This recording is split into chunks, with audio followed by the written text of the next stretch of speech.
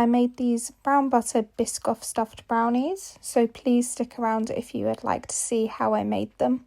I started by melting some Biscoff spread in the microwave before pouring it into the baking tray that I was going to use for the brownies, and I put this in the freezer to set for about 30 minutes. While the Biscoff was in the freezer, I moved on to browning my butter.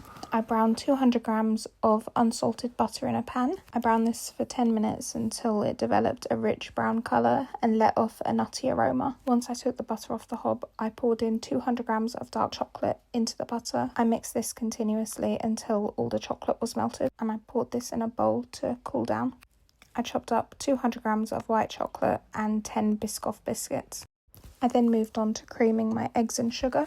I used 125 grams of caster sugar, 150 grams of brown sugar, and 3 large eggs, and I whisked this until the texture was mousse-like. Once the butter and chocolate had cooled, I mixed this into the eggs and the sugar before adding 2 teaspoons of vanilla extract, and then I folded in 90 grams of plain flour and 35 grams of cocoa powder. I used Dutch pressed cocoa powder for this. I then folded the flour and the cocoa powder into the wet mixture before pouring in the white chocolate and the crushed Biscoff cookies.